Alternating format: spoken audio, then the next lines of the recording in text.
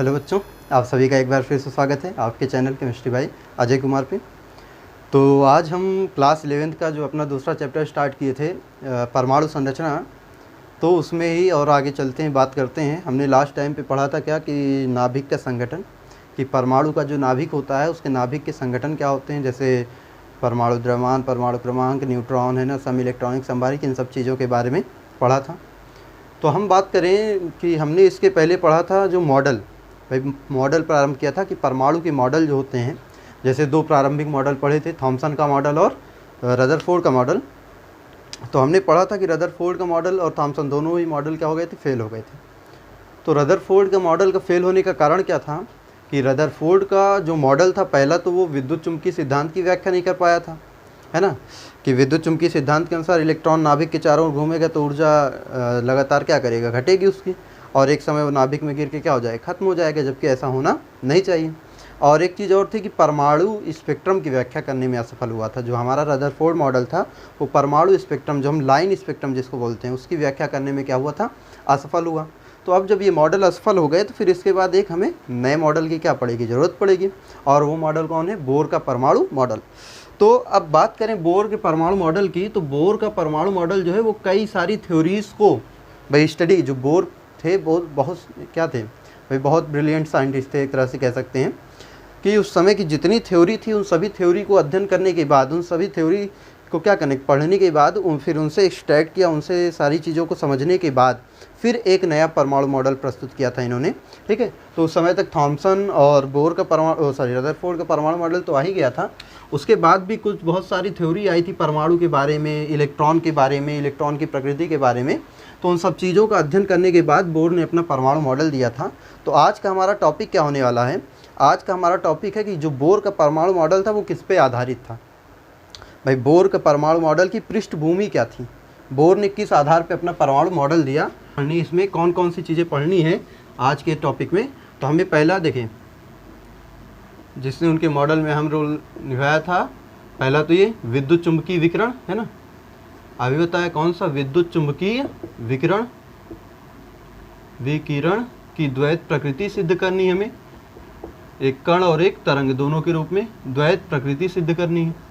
दूसरी चीज़ हमें और क्या पढ़नी है, इसमें हमें प्लांक का क्वांटम सिद्धांत भी पढ़ना है, प्लांक का क्वांटम सिद्धांत। इसके अलावा हमें यहीं पे एक कृष्णिका विकिरण भी पढ़ना है, कृष्णिका विकिरण जिसे ब्लैक बॉडी रेडिएशन भी कहते हैं। इसके अलावा एक और चीज़ हम पढ़ेंगे, प्रकाश वैद्युत प्रभाव, और प्लांक के आधार पर इसकी हम व्याख्या भी करेंगे। तो आज के जो हमारे टॉपिक होने वाले हैं, कौन कौन सी चीज़ें, विद्युत चुंबकीय विकिरण क्या है, उसकी कैसी कैसी प्रकृति होगी, ठीक है, और प्लांक का क्वांटम सिद्धांत, कृष्णिका विकिरण और प्रकाश विद्युत प्रभाव, इन चीज़ों की हम बात करेंगे। तो आइए बिना देर किए क्या करते हैं, स्टार्ट करते हैं अपना। सबसे पहली बात करें, ठीक है, विद्युत चुंबकीय तरंग या विद्युत चुंबकीय विकिरण होता क्या है। तो इसको जानने से पहले आप ये बताइए कि तरंग क्या होते हैं। भाई तरंगें क्या होती हैं ना, सबसे पहले हमें क्या जाननी है कि तरंग क्या होती है। भाई तरंग हम जानेंगे तब तो विद्युत चुंबकीय विकिरण के बारे में पढ़ेंगे। तो तरंग क्या होती है, अगर ये कोई बताए तो सुनिए क्या होती है तरंग। सबसे पहले बात करते हैं तरंग की। तो तरंग एक प्रकार का अवरोध है, तरंग एक प्रकार का क्या है, अवरोध है, जिसके द्वारा, तरंग एक अवरोध है जिसके द्वारा ऊर्जा एक स्थान से दूसरे स्थान तक जाती है, ठीक है। तो तरंग होता क्या है, एक अवरोध, अवरोध किसमें, माध्यम में, अवरोध किसमें, माध्यम में। तो तरंग एक प्रकार का अवरोध होता है और किसमें होता है, माध्यम का अवरोध होता है, जिसके द्वारा ऊर्जा एक स्थान से कहाँ जाती है, दूसरे स्थान तक जाती है। तो अब बात करें, समझे इसको, अवरोध कैसा, माध्यम में कैसा, ठीक है। तो जैसे आप देखें अगर, तो हम बात करते हैं, हमने एक स्पीकर रखा हुआ है, ठीक, यहाँ पे इसकी स्पीकर रखा हुआ है। अब इस स्पीकर से साउंड निकल रही है, ठीक है, हमारा घर यहाँ पे है, तो स्पीकर यहाँ बजता है, फिर भी आवाज़ हमारे यहाँ तक आती है, जो ध्वनि ऊर्जा है वो हमारे कानों तक पहुँच जाती है। ऐसा क्यों, तो यहाँ से जो आवाज़ निकली उसका माध्यम क्या बना, हवा, जो हवा के कण है, ठीक है, हवा के जो कण हैं उनमें एक अवरोध उत्पन्न हुआ, एक प्रकार का क्या हुआ, अवरोध उत्पन्न हुआ। जब ये ध्वनि इन ऊर्जा इन कणों से, हवा के कणों से टकराई तो हवा के कण अपने स्थान पर रहेंगे, क्या करेंगे, कंपन। फिर ये इसी कंपन को क्या करेंगे, ट्रांसफ़र करते जाएंगे, कंपन को ट्रांसफ़र करते जाएंगे, कंपन को ट्रांसफ़र करते जाएंगे और ये हमारे कानों तक जो ध्वनि ऊर्जा है वो पहुंच जाएगी। तो जो तरंग है वो एक प्रकार का माध्यम में क्या है, अवरोध है। माध्यम में क्या है, अवरोध है, जिसमें माध्यम के कण अपने ही स्थान पर रहकर कंपन करते हैं, जिसके द्वारा जो ऊर्जा होती है वो एक स्थान से दूसरे स्थान तक जाती है। तो सिंपल सी बात, तरंग एक अवरोध है, माध्यम का अवरोध है, जिसके द्वारा ऊर्जा को एक स्थान से दूसरे स्थान तक ले जाया जाता है। अब जो तरंग होती है इसको माध्यम की आवश्यकता है भी और नहीं भी। माध्यम की आवश्यकता होती भी है और नहीं भी होती है। ठीक है, तरंग को माध्यम की आवश्यकता हो भी सकती है और नहीं भी। जैसे हम बात करें ध्वनि के लिए, तो ध्वनि के लिए जो हवा है वो माध्यम है। भाई हवा ना होती, निर्वात होता। मान लो निर्वात में खड़े, जहाँ कोई माध्यम ना हो, तो निर्वात में अगर हम बगल में, तुम्हारे जस्ट यहाँ बगल में भी खड़े होंगे, तो हम यहाँ से बोलेंगे 1 मीटर की दूरी पे खड़े हम बोलेंगे तो तुमको मेरी आवाज़ सुनाई नहीं देगी। क्यों? क्योंकि बीच में कोई माध्यम है ही नहीं। जब माध्यम है ही नहीं तो वो जो ऊर्जा है वो एक स्थान से दूसरे स्थान तक जा ही नहीं सकती। जैसे एक रस्सी ले लें, ठीक है, एक सीधी रस्सी थी ऐसी, यहाँ बंधी हुई है, हमने इसका दूसरा सिरा पकड़ के इसको क्या किया, हिलाया, तो इसमें क्या हो जाएगी, एक प्रकार की तरंग उत्पन्न होगी। तो इस तरंग को उत्पन्न करने के लिए रस्सी क्या थी, माध्यम थी, है ना। रस्सी क्या है, माध्यम। लेकिन प्रकाश, बताओ, प्रकाश हमारे तक आ रहा है, जो लाइट तुम देख रहे हो, भाई हम देख रहे हैं जो प्रकाश है, क्या प्रकाश को कोई माध्यम की जरूरत पड़ती है? तो बिल्कुल नहीं, प्रकाश बिना माध्यम के गति करता है। तो प्रकाश भी एक तरह से क्या है, तरंग ही है। ध्वनि तरंग, वही श्रव्य तरंग जिसे हम बोलते हैं ना, जल तरंग। जैसे जल में देख लो, अगर जल में पत्थर मारते हो तो लहर उठती है, वो भी एक प्रकार की क्या है, जल तरंग है। अब उसके लिए भी क्या है, माध्यम की ज़रूरत है ना, पानी की ज़रूरत है। तो तरंग एक प्रकार का क्या है भाई, अवरोध है, माध्यम का अवरोध है, जिसके द्वारा ऊर्जा एक स्थान से दूसरे स्थान तक जाती है। और इसे माध्यम की आवश्यकता हो भी सकती है और नहीं भी। जैसे श्रव्य तरंग, जल तरंगों में माध्यम की आवश्यकता है, लेकिन आपका जो प्रकाश है उसमें माध्यम की आवश्यकता नहीं होती है। चलिए, तो हमें जो यहाँ पढ़ना है, तरंगें भी कई प्रकार की होती हैं। जैसे यांत्रिक तरंग हो गई, ठीक है, और उसमें भी यांत्रिक तरंगों के अंतर्गत कई आएंगी। ध्वनि तरंग हो गई, आपकी जल तरंग, ये सब। और हमें जो पढ़नी है, हमें पढ़नी है विद्युत चुंबकीय तरंगे। क्या पढ़नी है, विद्युत चुंबकीय तरंग। हमें पढ़ना है किसके बारे में, विद्युत चुंबकीय तरंग के बारे में। इलेक्ट्रोमैग्नेटिक वेव, या इसी को हम विकिरण भी कहते हैं, विद्युत चुंबकीय विकिरण, ठीक है, रेडिएशन।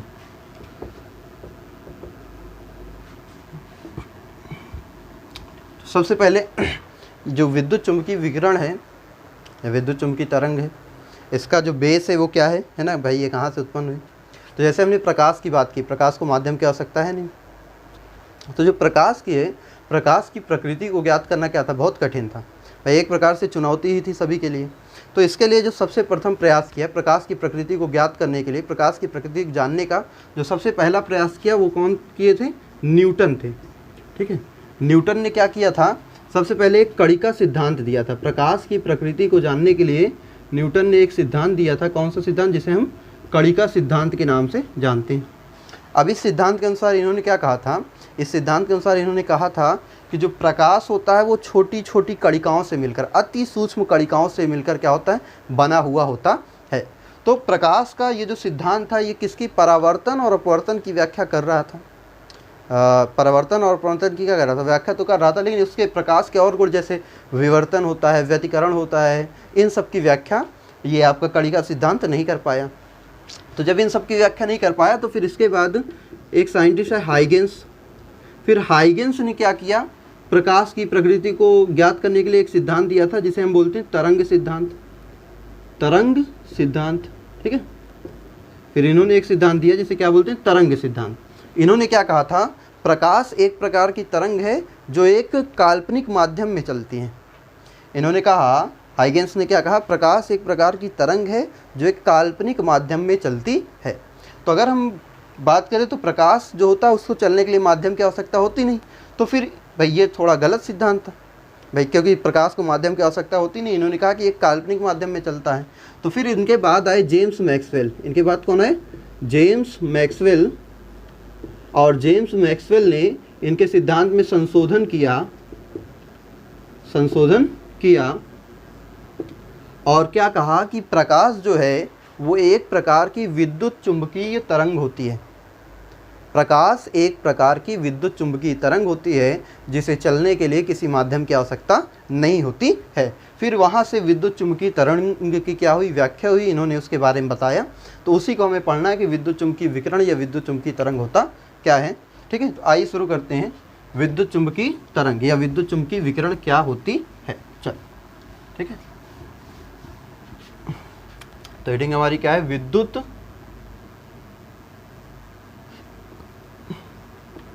चुंबकीय विकिरण,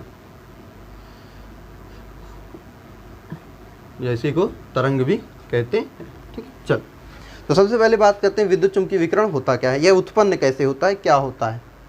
तो जब हम किसी विद्युत आवेशित कण को, अगर कोई विद्युत आवेशित कण है, ठीक है, तो जब कोई विद्युत आवेशित कण त्वरित गति करता है, त्वरित गति मतलब त्वरण के साथ गति करता है, उसकी गति परिवर्तित होती रहती है।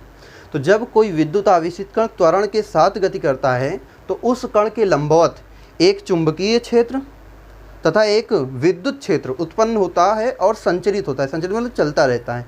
तो जब भी कोई विद्युत चुंबकीय कण जो होता है, विद्युत आवेशित कण जब कोई विद्युत आवेशित कण त्वरित गति करता है तो उस कण के लंबवत विद्युत और चुंबकीय क्षेत्र उत्पन्न होते हैं और संचरित होते, लंबवत ही क्या होते हैं, संचरित होते हैं। इस प्रकार से उत्पन्न होने वाली तरंग को हम क्या कहते हैं, विद्युत चुंबकीय तरंग कहते हैं। इसी को क्या बोलते हैं, विद्युत चुंबकीय तरंग कहते हैं। तो हम क्या कहेंगे, पहले देख लेते हैं एग्जाम्पल। जैसे मान लो हमारा एक ये विद्युत आवेशित कण है, ये विद्युत आवेशित कण क्या कर रहा है, त्वरित गति कर रहा है। ये हमारा क्या है, विद्युत आवेशित कण, विद्युत आवेशित कण। तो ये विद्युत आवेशित कण त्वरित गति कर रहा है। तो जब ये त्वरित गति करेगा तो इसके लंबवत, ठीक है, इसके लंबवत, इसके लंबवत, ठीक है, चुंबकीय क्षेत्र और विद्युत क्षेत्र उत्पन्न होते हैं।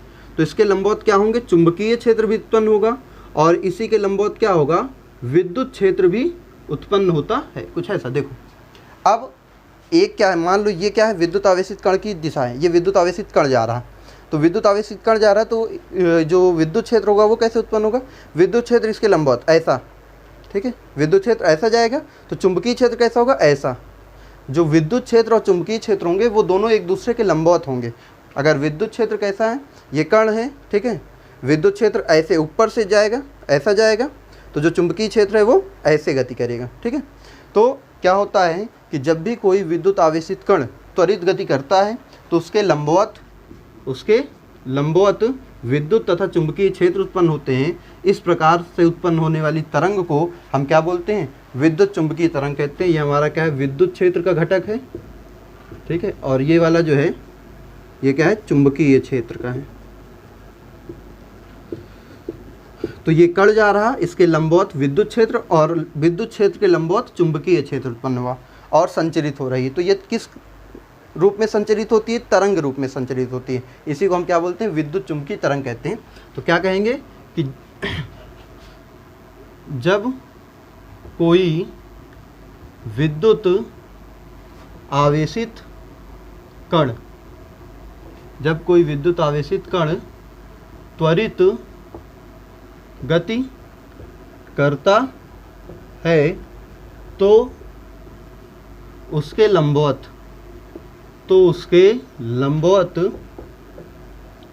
विद्युत तथा चुंबकीय क्षेत्र,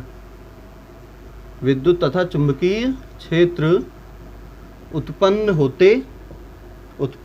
तथा संचरित होते हैं। संचरित मतलब देखो, उत्पन्न होकर आगे की तरफ चलते रहते हैं, संचरित तरंग के रूप में चलते हैं, संचरित होते हैं, तरंग संचरित होते हैं। ठीक है, चलो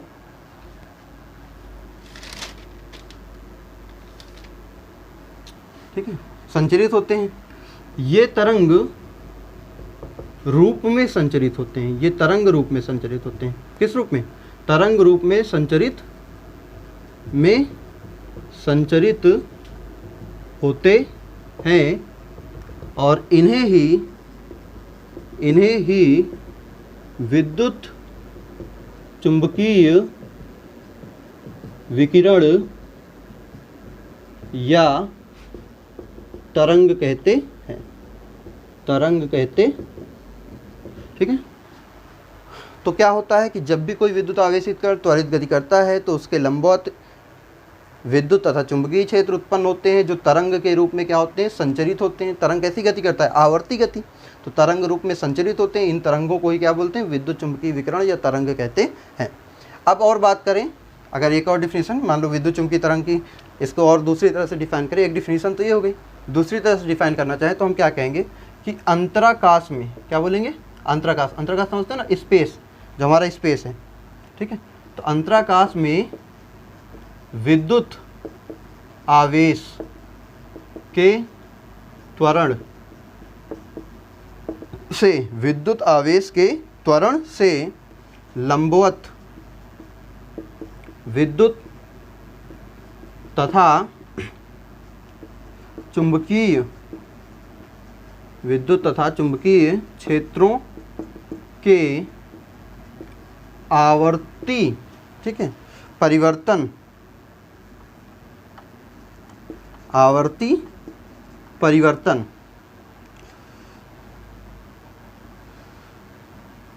अंतराकाश में विद्युत क्षेत्र के त्वरण से लंबवत विद्युत तथा चुंबकीय क्षेत्रों के आवर्ती फलन, आवर्ती परिवर्तन से उत्पन्न तरंग, ठीक है, विद्युत चुंबकीय तरंग या विद्युत चुंबकीय विकिरण कहलाती है। विद्युत चुंबकीय विकिरण कहलाती है।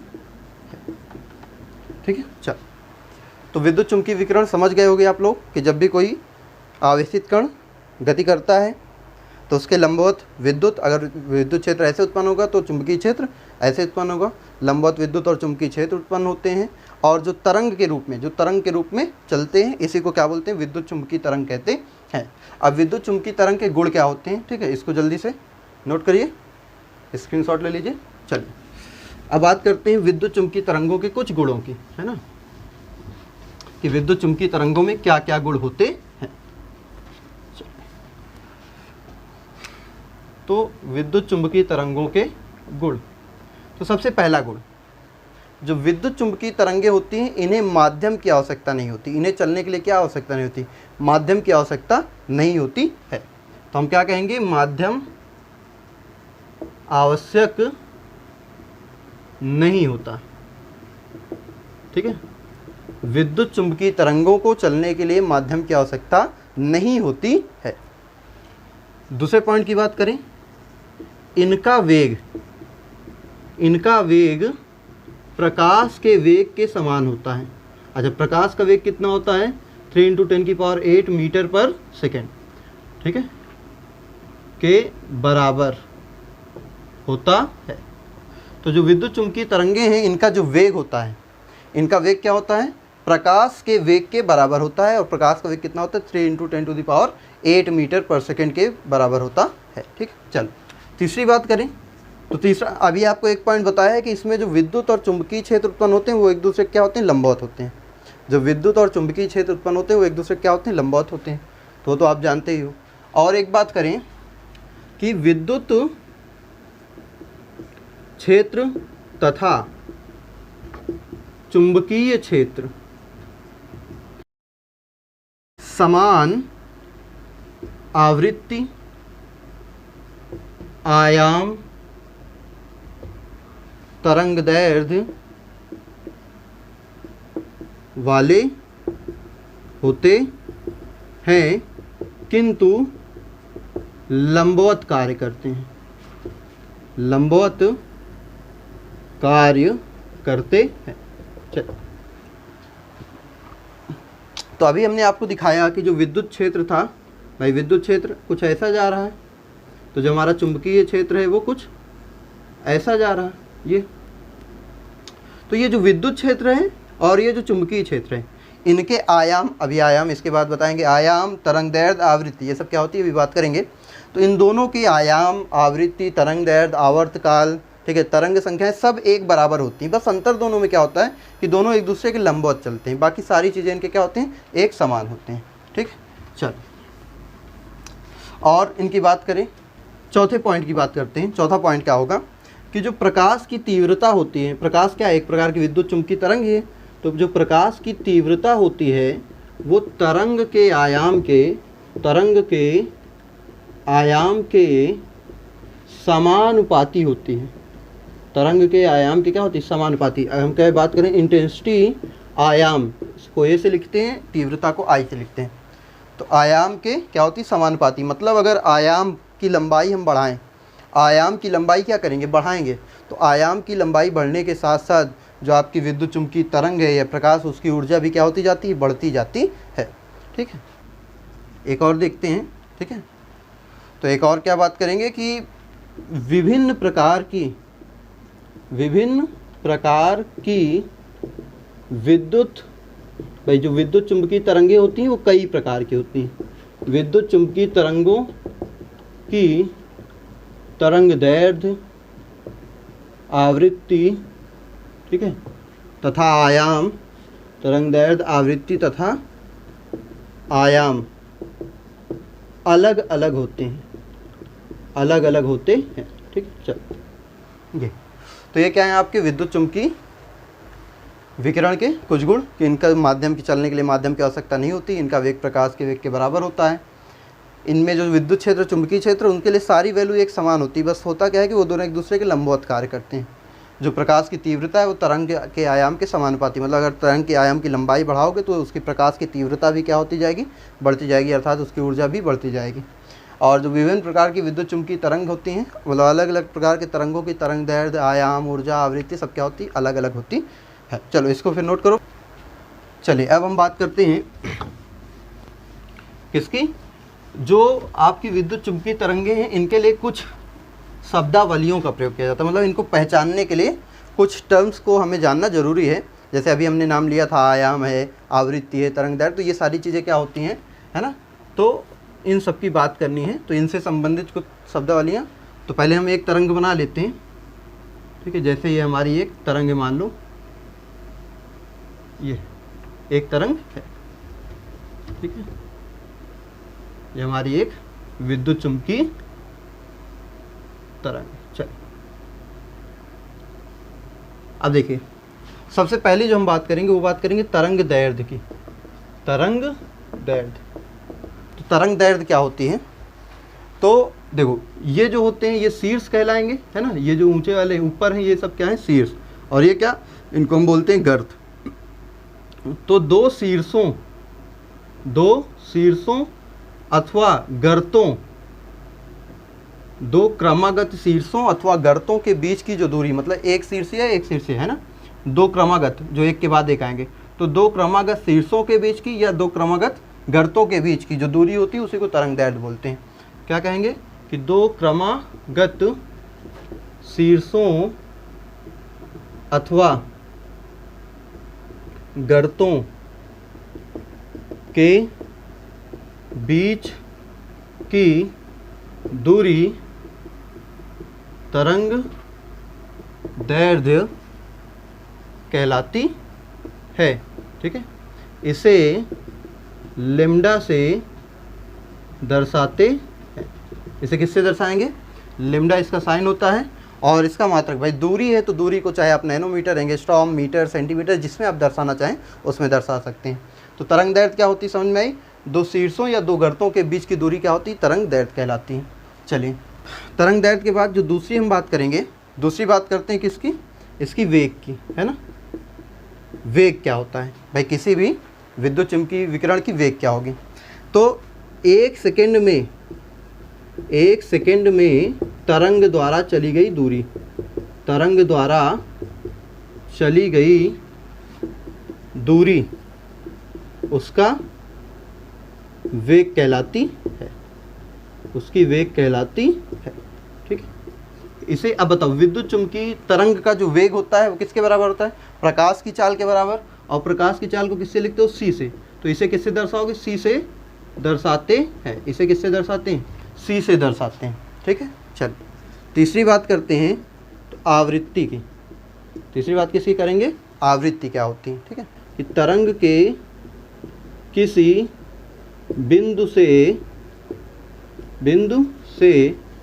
प्रति सेकंड गुजरने वाली तरंगों की संख्या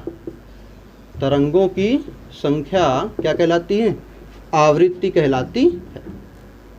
आवृत्ति कहलाती। तो तरंग के किसी भी बिंदु से 1 सेकंड में कितनी तरंगें गुजर रही हैं, किसी भी बिंदु से 1 सेकंड में जितनी तरंगें गुजरेंगी वही उसकी क्या हो जाएगी? आवृत्ति कहलाती है। और इसे हम न्यू से दर्शाते हैं। इसको क्या बोलते हैं? न्यू। तो इसे न्यू से दर्शाते हैं। इसे किससे दर्शाएंगे? न्यू से दर्शाते हैं। ठीक है, चलो इसको नोट करो। फिर कुछ और 3 टर्म्स और हैं हमारे। आयाम है, तरंग संख्या है और आवर्त काल है। चलिए इसको रफ करें।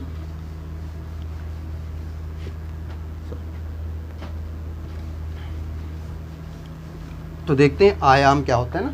चलो आओ देखते हैं, आयाम की बात करते हैं। तो देखिए,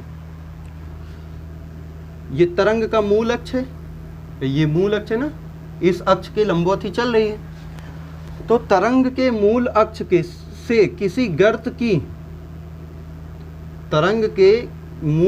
से किसी गर्त अथवा शीर्ष की लंबाई या गहराई, जो अधिकतम लंबाई होगी या जो अधिकतम गहराई होगी, ये तरंग का मूल बिंदु है।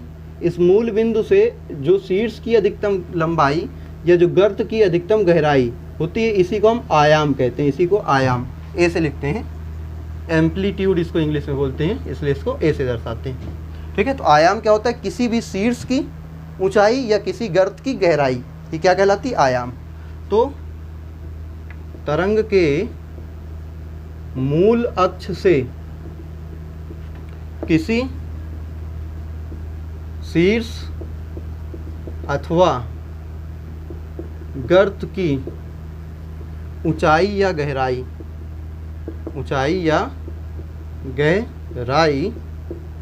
आयाम कहलाती है। क्या कहलाती है? आयाम कहलाती है। ठीक है, तो किसी भी तरंग के मूल अक्ष से शीर्ष की या गर्त की गहराई ऊंचाई क्या कहलाती है? आयाम कहलाती है। आयाम के बाद हम बात करेंगे किसकी? तरंग संख्या की। आयाम के बाद बात करेंगे तो तरंग संख्या की बात करें तो क्या होती है? प्रति इकाई दूरी।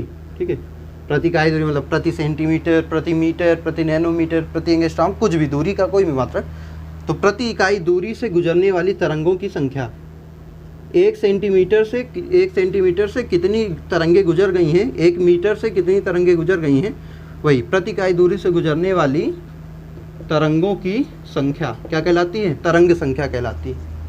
तरंगों की संख्या तरंग संख्या कहलाती है। ठीक है, चलो तो प्रति इकाई दूरी से गुजरने वाली तरंगों की संख्या क्या कहलाती है? तरंग संख्या।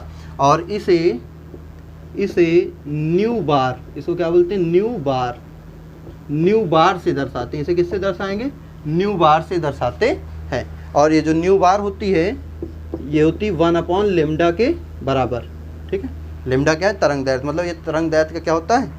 व्युत्क्रम होता है। चल, और इसके बाद जो अपने लास्ट टर्म की बात करें तो हमारा लास्ट टर्म क्या होगा? इसके बाद हमारा एक टर्म आएगा, कौन सा? आवर्तकाल। ठीक है, इसके बाद क्या होगा? आवर्तकाल। तो आवर्तकाल क्या होता है? एक दोलन तरंग द्वारा एक दोलन या एक कंपन, दोलन बोलो चाहे कंपन कह लो, पूरा करने में लगने वाला समय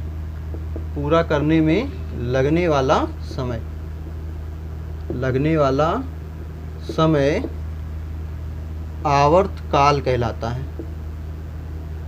आवर्तकाल कहलाता है। ठीक है, किसी भी तरंग द्वारा एक दोलन पूरा किया, एक दोलन पूरा करने में जितना समय लगेगा वही क्या कहलाएगा? उसका आवर्तकाल। और आवर्तकाल को टी से दर्शाते हो। आवर्तकाल आवृत्ति का व्युत्क्रम होता है। ठीक है, आवर्तकाल टी बराबर क्या होता है? 1/ν। आवृत्ति के व्युत्क्रम को आवर्तकाल, आप ये भी कह सकते हो, आवृत्ति के व्युत्क्रम को आवर्तकाल कहते हैं। तरंग दैर्घ्य के व्युत्क्रम को तरंग संख्या कहते हैं। ठीक है, चल नोट करिए इसको जल्दी से।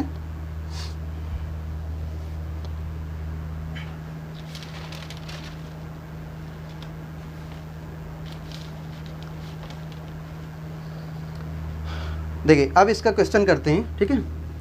तो आप देखिए, आपको स्क्रीन पे एक क्वेश्चन दिखाई दे रहा है, देखिए। तो क्या है क्वेश्चन? क्वेश्चन कह रहा है कि ऑल इंडिया रेडियो की जो विविध भारती स्टेशन है, क्वेश्चन क्या कह रहा है कि ऑल इंडिया रेडियो की जो विविध भारती स्टेशन है वो 1370 हर्ट्ज की जो तरंग है वो क्या करती है? प्रसारित करती है ना। तो 1370 हर्ट्ज की तरंग प्रसारित करती है। तो कह क्या रहा है कि संचारक द्वारा उत्सर्जित विद्युत चुम्बकीय विकिरण की तरंग दैर्ध्य, मतलब हमें क्या बताना है? विद्युत चुम्बकीय विकिरण की तरंग दैर्ध्य। तो कह रहा है किस आवृत्ति की? तो 1370 हर्ट्ज, किलो हर्ट्ज शायद दिया ना, क्या दिया है? Kilo hertz. तो क्वेश्चन कह रहा है किलो हर्ट्ज। तो all India radio 1370 kilo hertz की आवृत्ति उत्पन्न करती है, प्रसारित करती है। तो तरंग दैर्ध्य बतानी है। तो बताओ आवृत्ति और तरंग दैर्ध्य में क्या संबंध होता है? तो जो आवृत्ति होती है, ठीक है, आवृत्ति और तरंग दैर्ध्य में संबंध होता है, न्यू बराबर होता है c/λ। ये फार्मूला नोट कर लीजिएगा कि आवृत्ति बराबर होता है प्रकाश की चाल बटे तरंग दैर्ध्य। तो हमें तरंग दैर्ध्य निकालनी, तरंग दैर्ध्य लैम्डा होता है प्रकाश की चाल बटे आवृत्ति कितनी? आवृत्ति रख दो, आवृत्ति ये है, इसको किलो हर्ट्ज है तो हर्ट्ज में चेंज करेंगे। तो 1 किलो हर्ट्ज बराबर 10⁻³ हर्ट्ज होता है। और हर्ट्ज, 1 हर्ट्ज बराबर होता है 1 चक्कर प्रति सेकंड, 1 चक्कर प्रति सेकंड, ये ठीक है। 1 हर्ट्ज आवृत्ति का मात्रक होता है, चाहे हर्ट्ज लिखो चाहे चक्कर प्रति सेकंड लिखिए। तो 1 हर्ट्ज बराबर 1 चक्कर प्रति सेकंड होता है। तो लैम्डा निकालना है, तरंग दैर्ध्य क्या हो जाएगी? c 3 × 10⁸ मीटर पर सेकंड ये होता है, अपॉन ये क्या है? न्यू का मान 1370 × 10⁻³ और प्रति चक्कर प्रति सेकंड ना, तो प्रति सेकंड, ये प्रति सेकंड, प्रति सेकंड से प्रति सेकंड कट जाएगा, 10⁻³ से ये कटेगा, 10 की पावर कितना बचेगा? 5 बचेगा। और जब इसे आप सॉल्व करोगे तो कितना आ जाएगा? 2.18 × 10⁻² मीटर। यही क्या आ जाएगी? आपकी तरंग दैर्ध्य आ जाएगी, ठीक है। तो इस तरह के इसके न्यूमेरिकल बन जाएंगे। न्यूमेरिकल समझ में आई बात? कैसे होना है कि भाई आपको आवृत्ति देगा, तरंग दैर्ध्य पूछ लेगा, तरंग दैर्ध्य देगा, आपको आवर्तकाल पूछ लेगा, तरंग दैर्ध्य दे दे, आवर्तकाल। अगर मान लो यहीं पे आवर्तकाल पूछ लेता, क्या कहता? यहीं पे अगर आवर्तकाल पूछ लेता, चलो इसी क्वेश्चन में और देख लेते हैं। कहता आवर्तकाल बताओ। आवर्तकाल क्या होता है? t बराबर 1/ν, आवृत्ति का व्युत्क्रम। तो न्यू कितना है? 1/1370 × 10⁻³ ये क्या आ जाता है? आपका आवर्तकाल आ गया। अगर यहीं पे पूछ लेता बताओ तरंग संख्या क्या होगी, अगर यही पूछ लेता तरंग संख्या कितनी होगी, तो तरंग संख्या न्यू बार क्या होती है? न्यू बार बराबर 1/λ। लैम्डा कितना अभी निकाला? 1/2.18 × 10⁻²। ये क्या आ गई? तरंग संख्या आ गई। क्या आ गई? तरंग संख्या आ गई, ठीक है। तो इन फॉर्मूलों की हेल्प से हम किसी भी प्रकार का क्वेश्चन इसका लगा सकते हैं, कोई भी वैल्यू आसानी से निकाल सकते हैं। चलो फिर इसको नोट करिए, तो आगे देखते हैं। चलिए अब हम स्टार्ट करते हैं अपना दूसरा टॉपिक, विद्युत चुम्बकीय स्पेक्ट्रम। अब हमें क्या देखना है? विद्युत चुम्बकीय स्पेक्ट्रम। आइए तो देखते हैं विद्युत चुम्बकीय स्पेक्ट्रम। तो विद्युत चुम्बकीय स्पेक्ट्रम क्या होता है? अभी हम क्या, अच्छा हमने आपको एक चीज़ बताई थी कि हमें क्या पढ़ना है? विद्युत चुम्बकीय विकिरण की द्वैत प्रकृति। तो अभी हम क्या पढ़ रहे हैं? उसकी तरंग प्रकृति। अभी हम पढ़ रहे हैं विद्युत चुम्बकीय विकिरण की कौन सी प्रकृति? तरंग प्रकृति, ठीक है। ये सब तरंग प्रकृति के अंतर्गत है। इसके बाद जो हम पढ़ेंगे वो उसकी कण प्रकृति। तो 2 तरह की प्रकृति हो जाएगी, एक तरंग और एक कण। तो सबसे पहले बात करें स्पेक्ट्रम। अगर आप बताइए स्पेक्ट्रम क्या होती है ना, स्पेक्ट्रम क्या होता है? तो स्पेक्ट्रम अगर हम बात करें तो आपने देखा होगा कि जब किसी प्रिज्म से श्वेत प्रकाश को गुजारते हो, जब किसी प्रिज्म से श्वेत प्रकाश या मान लो सूर्य के प्रकाश को गुजारते हैं तो वो 7 रंगों में क्या हो जाता है? 7 अलग अलग रंगों में विभाजित हो जाता है। 7 अलग अलग, जिसे हम क्या बोलते हैं? विबग्योर कहते हैं ना। 7 अलग अलग रंगों में विभाजित हो जाता है। इन रंगों के समूह को ही हम क्या बोलते हैं? स्पेक्ट्रम बोलते हैं। इसे ही क्या बोलते हैं? स्पेक्ट्रम।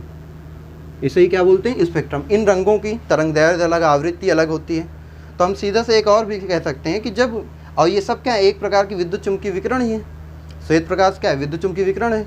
तो जब अलग अलग आवृत्ति या तरंग दैर्ध्य की विद्युत चुम्बकीय विकिरणों को एक समूह के रूप में रखा जाता है तो उसी को हम क्या बोलते हैं, विद्युत चुम्बकीय स्पेक्ट्रम। सबसे पहले इस स्पेक्ट्रम समझ गए। स्पेक्ट्रम क्या होता है कि जब सफ़ेद प्रकाश को प्रिज्म से गुजारते हैं तो 7 रंगों में विभाजित हो जाता है। इन 7 रंगों के समूह को स्पेक्ट्रम कहते हैं। अभी जब हम विद्युत चुम्बकीय विकिरण पढ़ा रहे थे तो उसका एक गुण बताया था कि विद्युत चुम्बकीय विकिरण कई प्रकार के होते हैं। विद्युत चुम्बकीय विकिरण क्या होते हैं, कई प्रकार के, और सभी की जो तरंग दैर्ध्य और आवृत्ति होती है, सभी की जो तरंग दैर्ध्य और आवृत्ति होती है वो अलग अलग होती है। तो जब विद्युत चुम्बकीय विकिरणों को या विद्युत चुम्बकीय तरंगों को उनके आवृत्ति के घटते क्रम में और या फिर तरंग दैर्ध्य के बढ़ते क्रम में, आवृत्ति के किसके, आवृत्ति के घटते क्रम में, किस क्रम में, आवृत्ति के घटते क्रम में, तथा किसके, तरंग दैर्ध्य के बढ़ते क्रम में, के बढ़ते क्रम में। तो जब विभिन्न प्रकार की विद्युत चुम्बकीय विकिरणों को उनकी आवृत्ति के घटते क्रम तथा तरंग दैर्ध्य के बढ़ते क्रम में रखा जाता है तो जो एक स्पेक्ट्रम प्राप्त होता है उसे हम बोलते हैं विद्युत चुम्बकीय स्पेक्ट्रम। देखिए आपकी स्क्रीन पे एक चित्र दिख रहा होगा। अब इस चित्र में अगर देखेंगे तो जो ऊपर दिया है, जो 10⁻24 से 10⁻0 दिया है कुछ, भाई 10⁻24 फिर 10⁻22, ये सब क्या है, आवृत्ति है। ये सब क्या है, आवृत्ति है। और नीचे दिया है फिर 10⁻16, 10⁻14 से लेकर 10⁻8, ये क्या है, तरंग दैर्ध्य। तो देखो आवृत्ति क्या हो रही, घट रही है भाई। 24 हुई, फिर 22 हुई, 20 हुई, 18 हुई, 16 हुई, 14 हुई, 12 हुई, लेकिन 0 तक। तो आवृत्ति क्या हो रही, घटती जा रही। और तरंग दैर्ध्य देखो -16, -14, -12, इस तरह से करके क्या होती जा रही, बढ़ती जा रही। अब इसमें देखो कई प्रकार की तरंगे हैं। देखो सबसे पहले कौन सी, गामा किरण है, उसके बाद क्या है, एक्स किरण है, उसके बाद यूवी मतलब होता है अल्ट्रावायलेट, पराबैंगनी किरण, फिर आईआर मतलब इंफ्रारेड, अवरक्त किरण, फिर माइक्रोवेव, फिर आपका रेडियो तरंग एफएम है ना। माइक्रोवेव के बाद क्या है, एफएम है। फिर उसके बाद लॉन्ग रेडियो वेव। तो पहली वाली जो 10⁻0 से 2 जिसकी तरंग दैर्ध्य है 8 से 4 के बीच जो है वो सूक्ष्म रेडियो वेव है। और जो उसके बाद है वो क्या है, लॉन्ग रेडियो वेव कहते हैं उन्हें हम, ठीक है। तो जब तरंगों को उनके आवृत्ति के घटते और तरंग दैर्ध्य के बढ़ते क्रम में रखा जाता है तो हमें क्या प्राप्त होता है, हमें प्राप्त होती है क्या, एक स्पेक्ट्रम जिसे हम बोलते हैं विद्युत चुम्बकीय स्पेक्ट्रम। और अगर देखेंगे तो इन्हीं के बीच में यूवी और आईआर के बीच में थोड़ा सा रीजन बना है जो कलरफुल है ना। देखो यूवी और आईआर के बीच में कुछ रीजन है जिसमें लिखा है विजिबल स्पेक्ट्रम। विजुअल स्पेक्ट्रम मतलब दृश्य प्रकाश स्पेक्ट्रम। ये वही स्पेक्ट्रम है जिसे हम देख पाते हैं, बाकी इन सभी में किसी को हम देख नहीं पाते अपनी आंखों से। विजुअल स्पेक्ट्रम के अंतर्गत ही जो चीज़ें आती हैं उन्हें हम देख पाते हैं, जो रंग आते हैं उन्हें देख पाते हैं, बाकी हम किसी को देख नहीं पाते हैं।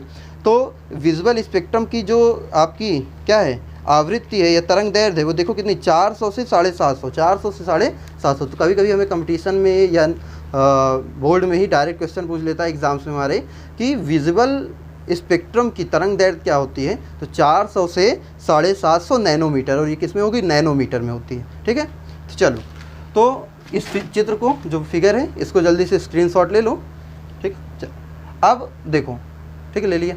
अब देखो हमारी तरफ देखो फिर से कि अभी आपने देखा कि आवृत्ति के बढ़ते क्रम में तरंग दैर्ध्य के घटते क्रम में रखा तो जो स्पेक्ट्रम प्राप्त हुआ उसी को क्या बोलते हैं, विद्युत चुम्बकीय स्पेक्ट्रम कहते हैं।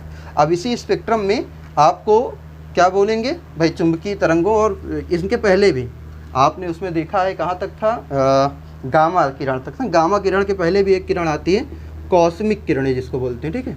ये 10⁻26 के करीब इनकी आवृत्ति होती है। तो इनकी ऊर्जा के बढ़ते क्रम में या तरंग दैर्ध्य के बढ़ते क्रम में इन्हें व्यवस्थित करेंगे तो देखो सबसे पहले कॉस्मिक थी, फिर क्या थी, गामा थी, गामा के बाद क्या थी, एक्स किरण थी, एक्स किरण के बाद क्या थी, यूवी थी, यूवी के बाद क्या था, विजिबल था, है ना, दृश्य जिसको बोलते हैं। दृश्य के बाद क्या था भाई, यूवी को क्या बोलते हैं, यूवी को बोलते हैं अवरक्त। विजुअल था, विजुअल के बाद हमारा क्या था, इंफ्रारेड ना, सॉरी यूवी को बोलते हैं पराबैंगनी, यू क्या बोलते हैं, पराबैंगनी। इसके बाद हमारा आईआर था, आईआर मतलब इंफ्रारेड, इसको क्या बोलते हैं, अवरक्त किरण, ठीक है। फिर इसके बाद और भी आपकी, इसके बाद क्या थी, माइक्रोवेव थी, है ना, माइक्रोवेव थी। फिर सूक्ष्म रेडियो तरंगे थी, ठीक है। फिर दीर्घ रेडियो तरंगे, देखो स्क्रीन पे एक दिखा रहा है, उसको नोट कर लेना, जो आपका क्या है तरंग दैर्ध्य का बढ़ते क्रम में लिखा हुआ है, ठीक है, उसको नोट कर लो। तो विद्युत चुम्बकीय स्पेक्ट्रम बात समझ में आई क्या होता है कि विभिन्न प्रकार की विद्युत चुम्बकीय तरंगों को जब आवृत्ति के घटते या तरंग दैर्ध्य के बढ़ते क्रम में रखते हैं तो उसी को विद्युत चुम्बकीय स्पेक्ट्रम कहते हैं। तो विद्युत चुम्बकीय स्पेक्ट्रम और विद्युत चुम्बकीय तरंग, इससे हमें क्या प्राप्त हुआ कि जो प्रकाश होती है ये तरंग प्रकृति होता है ना। किस प्रकृति में होती है? तरंग की प्रकृति होती है इसके पास। अब हम बात करेंगे इनकी कणिका प्रकृति के बारे में, कण प्रकृति के बारे में, है ना। तो उसके लिए इसको कण साबित करने के लिए प्रकाश जो है कणों से मिलकर बना, इसको हमने इसे बताया था हमें प्लांक ने। तो हमें इसके बाद क्या पढ़ना है? प्लांक का क्वांटम सिद्धांत, प्लांक का क्वांटम सिद्धांत। चल तो हम पढ़ते हैं प्लांक का क्वांटम सिद्धांत क्या है। तो जो प्लांक का क्वांटम सिद्धांत है वो कहता क्या है? वो कहता है कि कोई भी जो माध्यम होता है, ठीक है, वो ऊर्जा को अवशोषित करता है या फिर उत्सर्जित करता है, ऊर्जा ग्रहण करता है या बाहर निकालता है। तो जब वो ऊर्जा को ग्रहण करता है या बाहर निकालता है तो वो लगातार ना करके असतत होता है, सतत ना होकर असतत। सतत मतलब कॉन्टिन्यूअस, कॉन्टिन्यूअस लगातार, सतत मतलब कॉन्टिन्यूअस, है ना, सतत ना होके असतत, असतत मतलब रुक रुक कर, लगातार ना होकर, ठीक है। तो किसी भी विकिरण ऊर्जा का अवशोषण या उत्सर्जन सतत ना होकर क्या होता है? असतत होता है। सतत ना होकर कैसा होता है? असतत मतलब लगातार ना होकर कैसा होता है? रुक रुक कर होता है। और ये जो विकिरण ऊर्जा का अवशोषण या उत्सर्जन होता है ये पैकेटों के रूप में, ऊर्जा के पैकेटों के रूप में होता है। मतलब ये जो प्रकाश आ रही ये लगातार ना कि छोटे छोटे पैकेटों के रूप में आ रही। हमारी तरफ किस आ रही? 1 पैकेट, 2 पैकेट, 3 पैकेट, लेकिन ये पैकेट इतनी तेज़ी से आ रहे हैं, ये ऊर्जा के पैकेट इतनी तेज़ी से आ रहे हैं कि हमें लग रहा है कि ये लगातार आ रहे हैं। लेकिन अगर वास्तविकता में बात करें, प्लांक ने क्या कहा कि ये जो विद्युत चुम्बकीय तरंग है, ये जो प्रकाश है, ये किस फॉर्म में आ रही है? ऊर्जा के छोटे छोटे पैकेटों के रूप में हमारे पास आती है, ठीक है। तो इनका सिद्धांत क्या है कि जो विद्युत चुम्बकीय तरंगों का या विकिरण ऊर्जा का अवशोषण या उत्सर्जन होता है वो सतत न होकर असतत होता है, और ये उत्सर्जन या अवशोषण छोटे छोटे पैकेटों के रूप में होता है, ठीक है, ऊर्जा के पैकेटों के रूप में होता है, जिनको हम बोलते हैं क्वांटा, ठीक है, जिनको हम क्या बोलते हैं? क्वांटा। ऊर्जा के एक पैकेट को क्या बोलते हैं? क्वांटा कहते हैं। और प्रकाश के संदर्भ में बात की जाए, प्रकाश के केस में क्वांटा को ही क्या बोलते हैं? फोटोन कहते हैं। अगर प्रकाश की बात, जो हमारी विद्युत चुम्बकीय विकिरण है वो प्रकाश है, तो उसके लिए हम क्या बोलेंगे? एक ऊर्जा के पैकेट को फोटोन कहते हैं, ठीक है। तो इनका सिद्धांत क्या है? बात समझ में आई कि जो ऊर्जा का उत्सर्जन या अवशोषण है वो लगातार ना होकर रुक रुक कर होता है। किस फॉर्म में होता है? छोटे छोटे ऊर्जा के पैकेटों के रूप में होता है। और प्रकाश के इन एक पैकेट, ऊर्जा के एक पैकेट को क्वांटा बोलते हैं, और प्रकाश के केस में इसको ही हम क्या बोलते हैं? फोटोन। अब इस फोटोन की या जो क्वांटा की जो ऊर्जा होती है ना, एक फोटोन की जो ऊर्जा होती है वो उसके जो आपकी विकिरण ऊर्जा है, विकिरण ऊर्जा की आवृत्ति के समानुपाती होती है। इन्होंने क्या कहा कि एक क्वांटा या एक फोटोन की ऊर्जा विकिरण ऊर्जा के आवृत्ति के समानुपाती होती है। समानुपाती का चिन्ह हटेगा, एक कांस्टेंट आएगा, कांस्टेंट आएगा h, जहाँ पे h क्या होता है? h होता है, क्या होता है h? प्लांक नियतांक। h क्या है? प्लांक नियतांक है, जिसकी वैल्यू कितनी होती है? 6.62 into 10⁻34 joule second, joule second. ये क्या होती है? आपकी h की वैल्यू, प्लांक नियतांक की वैल्यू। और इन्होंने क्या कहा? इन्होंने कहा एक फोटोन की ऊर्जा विकिरण ऊर्जा की आवृत्ति के समानुपाती होगी। तो यहाँ से एक फोटोन की ऊर्जा क्या आ गई? E बराबर h new. h new, new क्या होता है? न्यू होता है c/λ। न्यू बराबर क्या होता है? c/λ। अभी हमने पीछे देखा था, न्यू बराबर होता है c/λ। तो E बराबर क्या हो जाएगा? hc/λ। और इन्होंने क्या कहा कि जो एक क्वांटा की ऊर्जा होती है ये होती है, और जो विकिरण ऊर्जा होती है, ठीक है, ये हो गई। और इन्होंने क्या कहा? और कहा कि किसी भी वस्तु द्वारा जो अवशोषित या उत्सर्जित ऊर्जा होगी वो इसकी पूर्ण गुणज होगी। इसकी क्या होगी? पूर्ण गुणज। पूर्ण गुणज का मतलब जैसे मैं एक वस्तु मान लूँ, मुझे इसका ऊर्जा का उत्सर्जन करना है या अवशोषण करना है, तो मैं या तो 1 पैकेट लूँगा, या तो 2 पैकेट, या 3 पैकेट, 4 पैकेट, इस तरह से उत्सर्जित। कभी ऐसा नहीं होगा कि 1.5 पैकेट उत्सर्जित कर अवशोषित कर लिया, 2.5 पैकेट उत्सर्जित कर, ऐसा नहीं होना चाहिए। जो भी होना चाहिए वो क्या होना चाहिए? अवशोषित ऊर्जा पूर्ण गुणज, एच न्यू की क्या होनी चाहिए, पूर्ण गुणज, एन का मान 1 2 3, मतलब अवशोषण हो रहा है तो 1 ऊर्जा, 2 ऊर्जा पैकेट, 3 ऊर्जा पैकेट, 4 ऊर्जा पैकेट, ये पूर्ण गुणज के रूप में। तो किसी भी वस्तु द्वारा अवशोषित या उत्सर्जित ऊर्जा जो होती है वो एक फोटोन की ऊर्जा का पूर्ण गुणज होनी चाहिए, ये इन्होंने बात कही। ठीक है, तो ये क्या है, प्लांक का क्वांटम सिद्धांत, जिसके अनुसार ऊर्जा का थ्योरी स्क्रीन पर आपके दिख रही है, नोट कर लीजिए, स्क्रीनशॉट ले लीजिए कि किसी भी, क्या है पहला पॉइंट, कि जो उत्सर्जन या अवशोषण होता है वो सतत ना होकर असतत होता है, मतलब लगातार नहीं रुक रुक कर होता है। किस फॉर्म में होता है, ऊर्जा के पैकेटों के रूप में होता है, फोटोन कहते हैं या क्वांटा कहते हैं। एक फोटोन की ऊर्जा विकिरण ऊर्जा के आवृत्ति के समानुपाती होती है, तो वहाँ से एक फोटोन की ऊर्जा E बराबर h न्यू आ गई। और क्या कहा इन्होंने, कहा कि किसी भी वस्तु द्वारा उत्सर्जित या अवशोषित ऊर्जा जो होगी वो इसकी पूर्ण गुणज होती है। और एक पॉइंट देखो नोट करके लिखी हुई है, क्या लिखी हुई है कि आवोगाद्रो संख्या के बराबर क्वांटम या क्वांटा की जो ऊर्जा होती है, आवोगाद्रो संख्या के बराबर जो क्वांटा की ऊर्जा होती है, उस ऊर्जा को क्या कहते हैं, आइंस्टीन ऊर्जा। ठीक है, उसको भी नोट कर लेना कि देखो यहाँ पे आवोगाद्रो संख्या Na होती है, मोल कांस्टेंट पढ़ाया था, Na का मान कितना होता है 6.022 इंटू 10⁻23।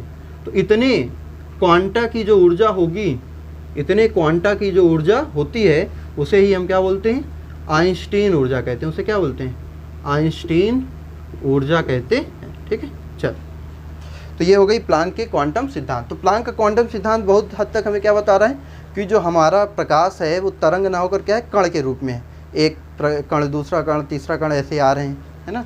तो ये कण सिद्धांत को प्रूफ करने के लिए प्लांक का क्वांटम सिद्धांत था। अब प्लांक के क्वांटम सिद्धांत के बाद जो अगली चीज़ हमें पढ़नी है, अच्छा इसका एक न्यूमेरिकल देख लें, इसका एक न्यूमेरिकल कर लेते हैं। चलो, पहला एक फोटोन की तरंग दैर्ध्य बताइए जिसकी ऊर्जा 2 इलेक्ट्रॉन वोल्ट है। ठीक, चल, अभी हमने पढ़ा E बराबर क्या था, h न्यू, यही फार्मूला पढ़ा, एक फोटोन की ऊर्जा यही होती है, ऊर्जा का मान दिया है कितना 2 इलेक्ट्रॉन वोल्ट, है ना। और 1 इलेक्ट्रॉन वोल्ट का मतलब क्या होता है 1.6 इंटू 10⁻19 कूलम, यही होता है। तो बताओ E बराबर h और न्यू का मान क्या होता है C/λ, यही होता है। तो लेमडा निकालना है तरंग दैर्ध्य, तो क्या हो जाएगा hc/E। h का मान पता है 6.62 इंटू 10⁻34। c क्या होता है प्रकाश का वेग, जिसका मान पता है आपको। E आपको पता है 2 इंटू 1.6 इंटू 10⁻19। और जब इसे आप सॉल्व करोगे तो ये कितना आ जाएगा, ये आएगा 62.06 इंटू 10⁻18। ठीक है, मीटर। ये क्या आ जाएगी आपकी तरंग दैर्ध्य, उस फोटोन की क्या आएगी, तरंग दैर्ध्य आ जाएगी। तो इस तरह इसके न्यूमेरिकल ऊर्जा देगी, तरंग दैर्ध्य पूछ लेगा, तरंग दैर्ध्य दे देता ऊर्जा पूछ लेता, दो में से एक चीज़ देगा दूसरी चीज़ पूछ लेगा। ठीक है, चल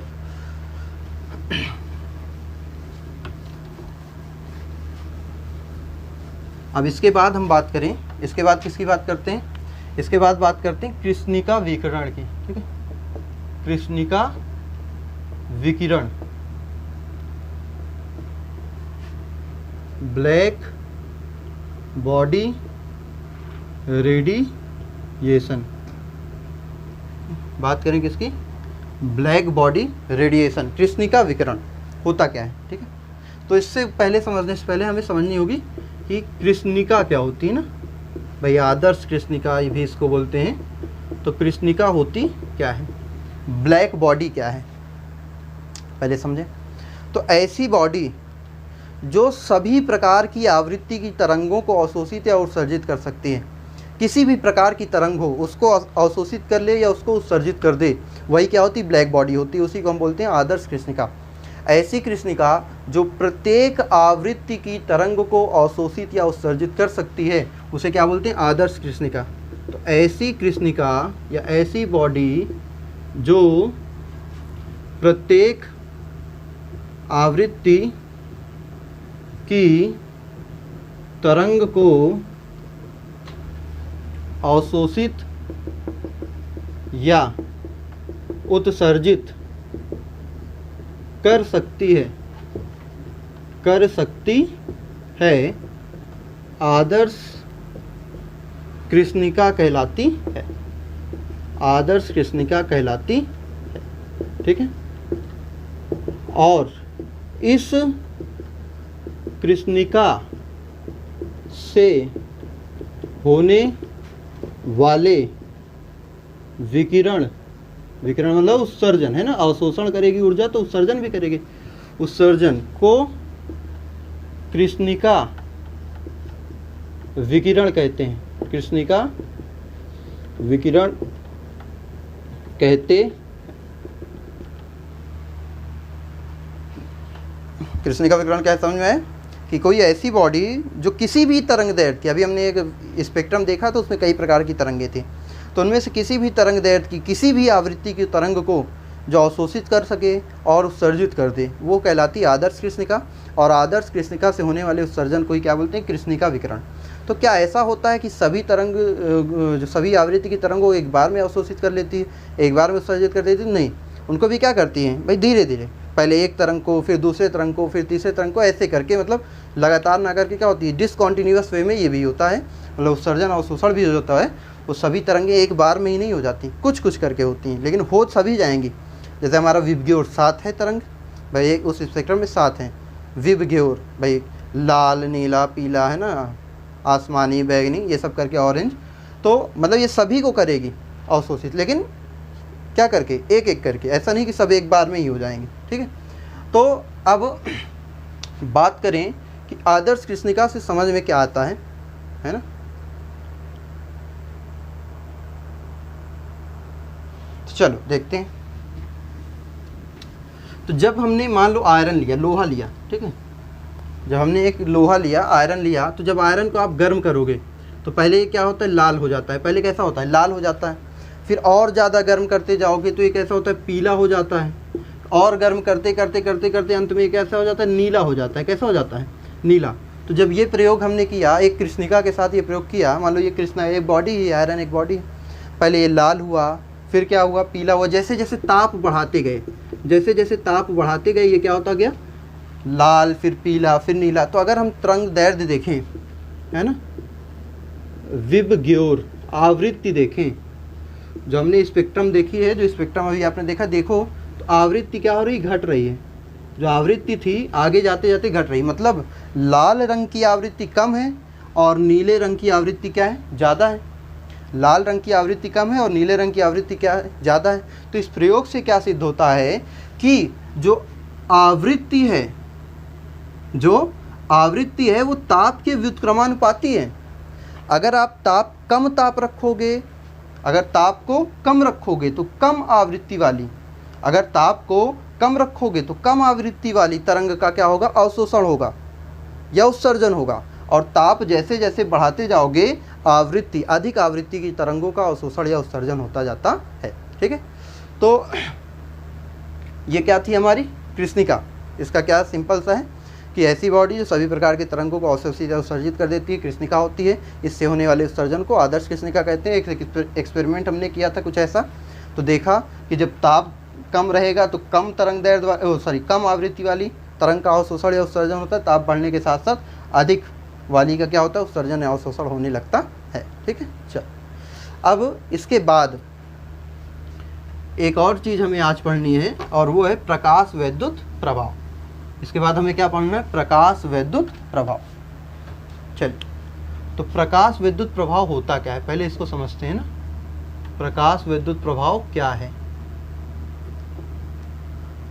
तो प्रकाश विद्युत प्रभाव होता क्या है इसको समझें।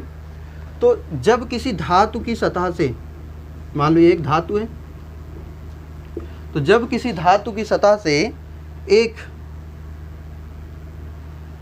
विद्युत चुंबकीय विकिरण या कोई तरंग टकराती है तो उस सतह से क्या होता है, इलेक्ट्रॉन बाहर निकल जाते हैं। इलेक्ट्रॉन क्या होते हैं, निकल जाते हैं। जब किसी धातु की सतह से उच्च आवृत्ति की विकिरण ऊर्जा, उच्च आवृत्ति की तरंग या विकिरण ऊर्जा क्या होती है, टकराती है, तो उस सतह से इलेक्ट्रॉन बाहर निकलते हैं। इस प्रभाव को ही प्रकाश विद्युत ऊर्जा प्रभाव कहते हैं, प्रकाश विद्युत प्रभाव कहते हैं। कि जब कोई उच्च आवृत्ति की विकिरण ऊर्जा धातु की सतह से टकराती है तो उस सतह से इलेक्ट्रॉन बाहर निकलते हैं। यह प्रभाव ही प्रकाश विद्युत प्रभाव कहलाता है। यह प्रभाव क्या कहलाता है? प्रकाश विद्युत प्रभाव। ठीक है, अब प्रकाश विद्युत प्रभाव के कुछ गुण होते हैं। ठीक है, प्रकाश विद्युत प्रभाव के क्या होते हैं? कुछ गुण होते हैं। ये प्रकाश विद्युत प्रभाव से क्या परिणाम, इस प्रयोग से क्या परिणाम निकले उसको देखें। ठीक है, तो क्या परिणाम निकले उसको देखते हैं। चलिए, इसके परिणाम क्या है देखिए, आप स्क्रीन पे देखिए, कुछ पॉइंट्स आपको दिख रहे होंगे, है ना? तो उन पॉइंट्स को देखते जाइए, एक एक समझते हैं। तो सबसे पहला परिणाम क्या निकला? ठीक है, तो सबसे पहला ये देखा कि जो धातु है, धातु की सतह पर, तो धातु की सतह से इलेक्ट्रॉन तभी निकलता है। पहला पॉइंट तो समझिए कि धातु की सतह से इलेक्ट्रॉन तभी निकलेगा जब उस सतह पर एक निश्चित आवृत्ति की विकिरण टकराएगी। एक निश्चित आवृत्ति की विकिरण ऊर्जा जब उससे टकराएगी तभी इलेक्ट्रॉन बाहर निकलेगा। ठीक है, मतलब इलेक्ट्रॉन को निकालने के लिए एक निश्चित आवृत्ति की विकिरण ऊर्जा का टकराना जरूरी है। अगर उस निश्चित आवृत्ति, और उस आवृत्ति को बोलते हैं देहली आवृत्ति, उस आवृत्ति को क्या बोलते हैं? देहली आवृत्ति।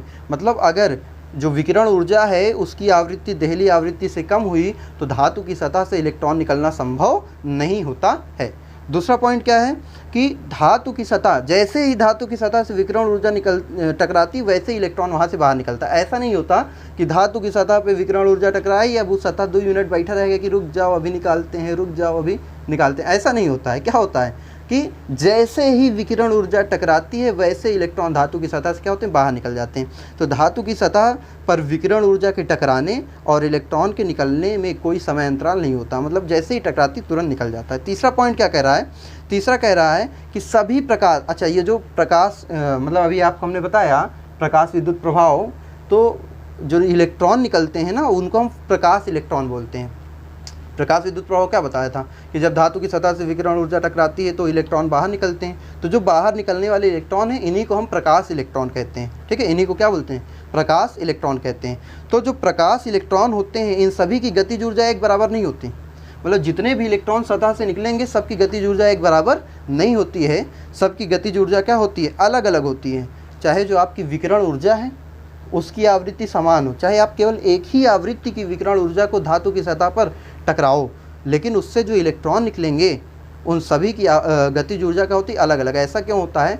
ऐसा इलेक्ट्रॉन की निकलने की स्थिति और उसके आपस में संघट, आपस में टकराने के कारण ऐसा हो जाता है कि गतिज ऊर्जा क्या होती है? परिवर्तित होती है। फिर अगला पॉइंट देखें क्या है कि प्रकाश की तीव्रता बढ़ने के साथ साथ विद्युत का मान बढ़ता जाता है तथा एक सीमा के बाद यह मान अधिकतम हो जाता है। ठीक है, तो जैसे जैसे आप प्रकाश की तीव्रता को क्या करोगे? बढ़ाते जाओगे। जैसे जैसे प्रकाश की तीव्रता को बढ़ाते जाओगे वैसे जो प्रकाश विद्युत है उसका मान भी क्या होता है? बढ़ता जाता है। और हर चीज़ की एक लिमिट होती है, तो एक सीमा के बाद ये जो प्रकाश विद्युत है ये भी अपना क्या करेगा? अधिकतम मान प्राप्त कर लेगा। और इस मान को ही हम क्या बोलते हैं? संतृप्त विद्युत धारा कहते हैं, या संतृप्त प्रकाश विद्युत धारा कहते हैं। तो एक क्वेश्चन आपसे पूछता है कि संतृप्त प्रकाश विद्युत धारा क्या है, तो हम क्या बोलेंगे कि प्रकाश विद्युत प्रभाव में प्रकाश की तीव्रता बढ़ने के साथ साथ प्रकाश विद्युत का प्रभाव क्या होता जाता है? बढ़ता जाता है, मान उसका बढ़ता जाता है और एक सीमा के बाद यह अधिकतम मान को प्राप्त कर लेता है, जिसे हम क्या बोलते हैं? संतृप्त प्रकाश विद्युत धारा कहते हैं। अब बात करें कि जो इलेक्ट्रॉन है, इलेक्ट्रॉन की प्रकृति है ना, तो देखो जो बाहर निकलने वाला इलेक्ट्रॉन है, उत्सर्जित इलेक्ट्रॉन है, उसकी जो गतिज ऊर्जा है, उसका जो वेग है वो आपतित किरण की आवृत्ति पर निर्भर करता है, ना कि किरण की तीव्रता पर। अभी इसको एक और पॉइंट से समझाएंगे। ठीक है, तो उत्सर्जित होने वाले इलेक्ट्रॉन की जो गतिज ऊर्जा है वो उस पर पड़ने वाली, धातु पर पड़ने वाली विकिरण की आवृत्ति पर निर्भर करता है, ना कि उसकी तीव्रता पर। अगर आवृत्ति देहली आवृत्ति से ज़्यादा है तो इलेक्ट्रॉन बाहर निकल जाएगा, अगर आवृत्ति देहली आवृत्ति से कम रह गई तो फिर बाहर नहीं निकलेगा, है ना। अभी पहला पॉइंट जो पढ़ा हमने। फिर अगला क्या कहता है कि निकलने वाले इलेक्ट्रॉनों की संख्या, मतलब कितने इलेक्ट्रॉन निकलेंगे, कितने इलेक्ट्रॉन निकल रहे हैं, तो निकलने वाले इलेक्ट्रॉनों की संख्या तीव्रता पर निर्भर करती है। प्रकाश किस तीव्रता से धातु की सतह पर टकरा रहा है उस पर निर्भर करता है कि कितने इलेक्ट्रॉन बाहर निकलेंगे, ना कि इस चीज़ पर कि आवृत्ति कितनी है।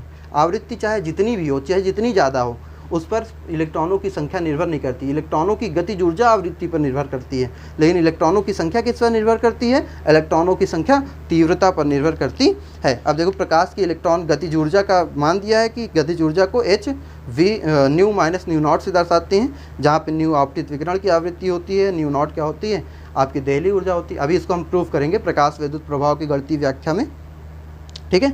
तो फिर और इसके बाद क्या बात हुई, प्रकाश विद्युत प्रभाव ही प्रकाश की कण प्रकृति दर्शाता है। प्रकाश विद्युत प्रभाव क्या दर्शाता है, प्रकाश की कण प्रकृति को दर्शाता है। चलिए देखिए हमारी तरफ, ठीक है, उसको स्क्रीनशॉट ले लिया होगा, नहीं पीछे जाके ले लीजिए, समझिएगा बात को कि ये कहता क्या है कि ये जो कण मतलब विकिरण टकरा रही है, इससे इलेक्ट्रॉन तभी निकलेगा जब ये जो आवृत्ति, इसकी जो आवृत्ति है ये एक निश्चित आवृत्ति के बराबर हो, और उस आवृत्ति को क्या बोलते हैं, देहली आवृत्ति। पहला पॉइंट ये था, देहली आवृत्ति, है ना। दूसरा क्या कहता है कि इसके टकराने और इसके निकलने में कोई समय अंतराल नहीं होगा, मतलब जैसे ही टकराएगी वैसे ही ये निकल जाएगी। निकलने वाले इलेक्ट्रॉन को हम क्या बोलते हैं, प्रकाश इलेक्ट्रॉन, ठीक है जी। तीसरा पॉइंट हमसे क्या कह रहा था कि जितने भी इलेक्ट्रॉन निकल रहे हैं यहाँ से, सभी की जो गतिज ऊर्जा होगी वो अलग अलग होगी। गतिज ऊर्जा क्या होगी, अलग अलग। ऐसा नहीं कि सभी की एक समान होगी। ऐसा क्यों होता है, इनके निकलने की स्थिति और इनके बीच आपस में टक्करों के कारण ऐसा हो जाता है कि गतिज ऊर्जा परिवर्तित हो जाती है, ठीक है। चल, तो ये क्या है, कुछ प्रकाश विद्युत प्रभाव के आपका परिणाम कि इनसे क्या हुआ, तो प्रकाश विद्युत प्रभाव ही कण प्रकृति को दर्शाता है। ये कैसे बताया, मेन टॉपिक तो यही है कि प्रकाश विद्युत प्रभाव ने कण प्रकृति को बताया कैसे, कैसे साबित होता है कि कण प्रकृति दर्शाता है।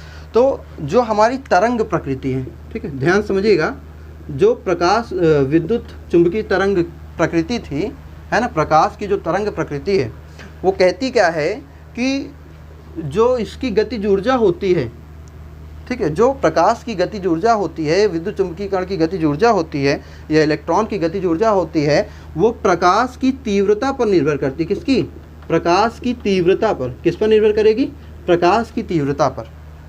और अभी हमने एक पॉइंट पढ़ा कि उत्सर्जित कण की जो उत्सर्जित इलेक्ट्रॉन की गतिज ऊर्जा आवृत्ति पर निर्भर करती, ना कि तीव्रता पर। अगर तीव्रता पर निर्भर, अच्छा सुनो, ऐसी बात कैसे समझ में आया ये पॉइंट भी कि आवृत्ति पर निर्भर करेगी, तीव्रता पर नहीं। आप ये बताओ, अगर तीव्रता पर निर्भर करती तो यहाँ पे किसी भी आवृत्ति की किरण को, भाई अगर आवृत्ति कम है तो उसको ज़्यादा तीव्रता के साथ भेज देते तो इलेक्ट्रॉन निकल जाता। भाई आवृत्ति, प्रकाश की आवृत्ति कम होती तो कम आवृत्ति के देहली आवृत्ति से कम होने पर वो इलेक्ट्रॉन निकाल नहीं सकता, लेकिन तरंग प्रकृति की माने तो वो कह रहा है तीव्रता पर निर्भर है, तो मतलब किसी भी आवृत्ति की किरण को ज़्यादा तीव्रता से यहाँ भेज दो, तीव्रता ज़्यादा होगी तो इलेक्ट्रॉन निकल जाएंगे। लेकिन ऐसा होता नहीं है, आवृत्ति कम होती है तो इलेक्ट्रॉन नहीं निकलता। भाई हमने प्रयोग किया, आवृत्ति ज़्यादा होगी तभी इलेक्ट्रॉन निकलता है। जबकि तरंग प्रकृति के अनुसार किसी भी आवृत्ति की किरण को ज़्यादा तीव्रता से भेज दोगे तो इलेक्ट्रॉन निकल जाएगा। तो ये क्या था, गलत था। तो मतलब तरंग प्रकृति गलत हुई। तो यहाँ से क्या साबित होती है, प्रकाश की तरंग प्रकृति ना होकर क्या, प्रकाश विद्युत प्रभाव हमें कण प्रकृति को समझाता है, ठीक है। अब प्रकाश विद्युत प्रभाव में अभी हमने एक लास्ट पॉइंट देखा कि गतिज ऊर्जा को किससे दिखाते हैं, H, फिर ब्रैकेट में था न्यू माइनस न्यू नॉट, वो कहाँ से आया ना। तो हम क्या करेंगे, प्रकाश विद्युत प्रभाव की गणितीय व्याख्या, अब समझिएगा, बहुत ध्यान समझिएगा। भाई धातु की सतह से इलेक्ट्रॉन निकल रहा है, इसको किसने बताया था, आइंस्टीन ने बताया था। किसने बताया था, आइंस्टीन ने। अब देखिए, धातु की सतह से इलेक्ट्रॉन निकल रहा, तो ये जो धातु है, इस धातु के अंदर ये इलेक्ट्रॉन जब था, धातु के अंदर जो इलेक्ट्रॉन है, ये इलेक्ट्रॉन धातु से कुछ ना कुछ आकर्षण बल के द्वारा जुड़ा होगा। भाई धातु और इलेक्ट्रॉन में क्या है, कुछ ना कुछ आकर्षण होगा। तो अगर इस इलेक्ट्रॉन को बाहर निकालना है तो इस आकर्षण बल को तोड़ना पड़ेगा, कम करना पड़ेगा। और भाई आकर्षण बल को तोड़ने के लिए एक निश्चित ऊर्जा की ज़रूरत होगी। भाई एक निश्चित ऊर्जा चाहिए ना, इस आकर्षण, भाई ये जो आकर्षण बल है ये निश्चित है, तो इसको बाहर निकालने के लिए एक निश्चित ऊर्जा की आवश्यकता होगी। अगर उस निश्चित ऊर्जा से कम ऊर्जा रह गई तो क्या इलेक्ट्रॉन बाहर निकलेगा, क्या नहीं निकलेगा ना। तो धातु के अंदर इलेक्ट्रॉन आकर्षण बल अनुभव करता है, तो उस इलेक्ट्रॉन को निकालने के लिए एक न्यूनतम ऊर्जा की आवश्यकता होती है, और उस ऊर्जा को हम क्या बोलते हैं, प्रकाश, उस ऊर्जा को हम क्या बोलते हैं, प्रकाश विद्युत कार्य फलन। उस ऊर्जा को बोलते हैं प्रकाश विद्युत कार्य फलन। धातु की सतह से इलेक्ट्रॉन को निकालने के लिए जिस न्यूनतम ऊर्जा की आवश्यकता होती है उसे हम बोलते हैं प्रकाश विद्युत कार्य फलन। अब आप बताओ, जो क्वांटा है, जो फोटोन है, जब फोटोन टकराता है तो उससे इलेक्ट्रॉन निकलता है। तो अभी हमने प्रकाश विद्युत प्रभाव में क्या पढ़ा कि एक जब निश्चित आवृत्ति की तरंग टकराएगी तभी वहाँ से इलेक्ट्रॉन निकलेगा, और उस निश्चित आवृत्ति को क्या बोलते हैं, देहली आवृत्ति। उस निश्चित आवृत्ति को क्या बोलते हैं, देहली आवृत्ति। तो हम क्या कह सकते हैं कि देहली आवृत्ति और प्रकाश विद्युत कार्य फलन दोनों बराबर होंगे ना। देहली आवृत्ति और प्रकाश विद्युत कार्य फलन दोनों क्या होंगे, बराबर होंगे। कैसे बराबर होंगे, भाई बराबर कैसे होंगे कि इससे इलेक्ट्रॉन को बाहर निकालने के लिए धातु की सतह से जो ऊर्जा चाहिए वो प्रकाश विद्युत कार्य फलन के बराबर है, और तरंग से इलेक्ट्रॉन तभी निकल सकता है जब उसकी आवृत्ति देहली ऊर्जा के बराबर। तो देहली ऊर्जा ही वह न्यूनतम ऊर्जा है जो इलेक्ट्रॉन को बाहर निकाल सकती है। तो देहली ऊर्जा है ना, देहली ऊर्जा कैसे निकालेंगे, देहली ऊर्जा निकलेगी कैसे, एच न्यू। बताओ किसी भी फोटोन की ऊर्जा कैसे निकलती है, किसी भी फोटोन की ऊर्जा कैसे निकालते हो, एक फोटोन की ऊर्जा प्लांक ने क्या बताया, एच न्यू। प्रकाश विद्युत प्रभाव की जो व्याख्या होती है ये हम प्लांक सिद्धांत के आधार पर ही करते हैं। तो एक क्वांटा की ऊर्जा होती है एच न्यू, तो जो देहली ऊर्जा हो जाएगी न्यू नॉट। न्यू नॉट क्या है भाई, उस अभी आपने देखा था देहली आवृत्ति क्या होती है, देहली आवृत्ति। अब एक और बात समझिएगा ध्यान से कि जो आपकी आपतित किरण है, आपतित किरण, इसकी आवृत्ति मान लो आपतित विकिरण की आवृत्ति, आपतित विकिरण की आवृत्ति या ऊर्जा मान लो, इसकी ऊर्जा क्या होगी, इसकी ऊर्जा मान लो एच न्यू है।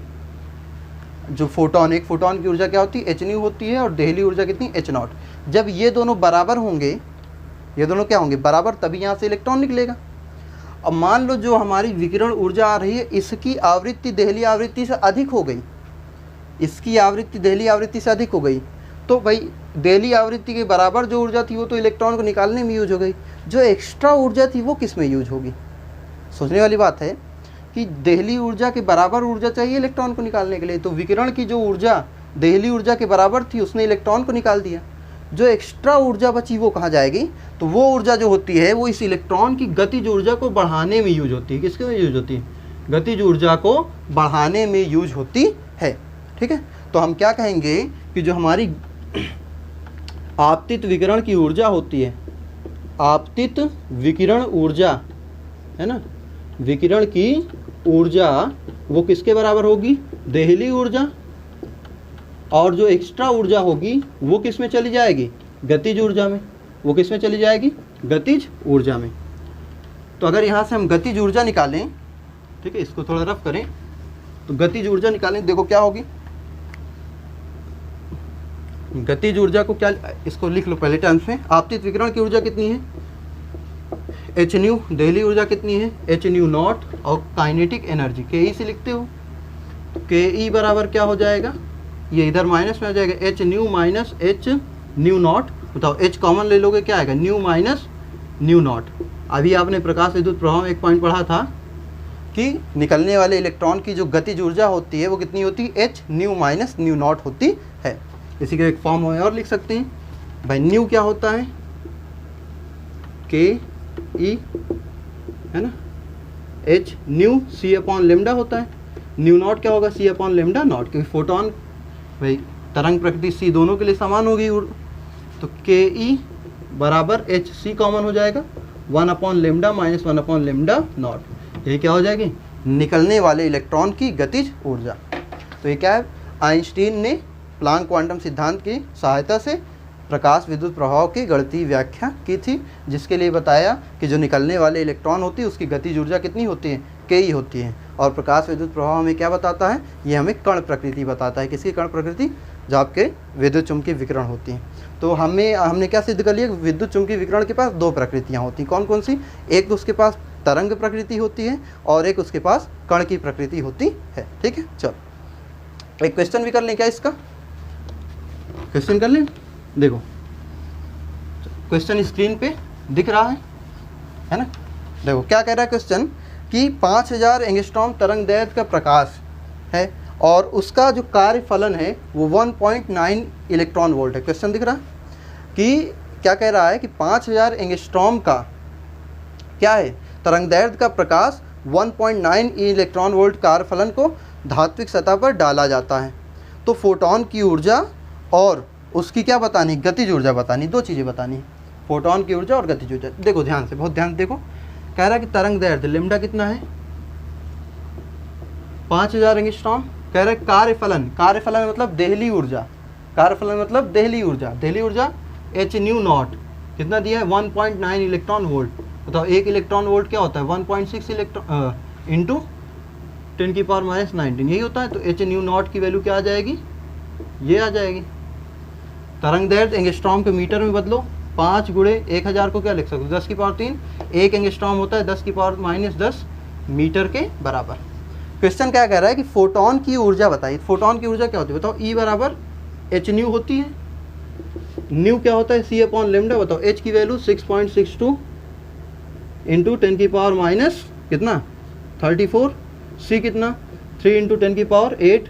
लेमडा का मान दिया है 5 इंटू 10 की पावर 3 इंटू 10 की पावर -10। यही है। जब सॉल्व करोगे इसे तो आंसर कितना आ जाएगा 3.97 इंटू 10 की पावर -19 जूल। यही क्या आ जाएगी आपकी फोटोन की ऊर्जा। किसकी ऊर्जा, यहाँ लिख देते हैं फोटोन, है ना, फोटोन की एनर्जी। दूसरा क्या कह रहा है हमसे, दूसरा कह रहा है कि फोटोन की गतिज ऊर्जा बताइए। तो गतिज ऊर्जा कैसे निकालते हो, के बराबर E nu minus h nu minus h nu naught. बताओ एच न्यू अभी निकाला कितना 3.97 इंटू 10 की पावर -19 और एच न्यू नॉट कितना है 1.9 इंटू 1.6 इंटू 10 की पावर -19। यही है। जब इनको आप सॉल्व करोगे 9.3 इंटू 10 की पावर -20 जूल, यही आपका क्या हो गया आंसर हो गया। ठीक है। तो आज के टॉपिक में हमने क्या क्या बातें सीखी। प्रकाश विद्युत तरंग देखी, विद्युत चुंबकीय तरंग देखी, फिर उसके बाद विद्युत चुंबकीय स्पेक्ट्रम देखा, उसके बाद हमने कृष्णिका विकिरण, प्लैंक क्वांटम सिद्धांत और प्रकाश विद्युत प्रभाव देखा। तो ये सारी चीज़ें क्या हैं, ये सारी चीज़ें बोर के मॉडल की पृष्ठभूमि, मतलब इन सारी चीज़ों का अध्ययन करने के बाद ही बोर ने अपना परमाणु मॉडल दिया था। तो उम्मीद करता हूँ ये सारी चीज़ें आप समझ में आई होगी अच्छे से। इन चीज़ों को आप 2 बार देखिए, 3 बार देखिए, बहुत अच्छे से समझ जाइए। इसके बाद नेक्स्ट लेक्चर में हम बोर का परमाणु मॉडल अपना शुरू करेंगे। वेरी इंपॉर्टेंट जो हमारे टॉपिक होगा बोर का परमाणु मॉडल, उसको नेक्स्ट लेक्चर में पढ़ते हैं। तब तक आप वीडियो देखिए, खुश रहिए, फिर मिलते हैं नेक्स्ट वीडियो में।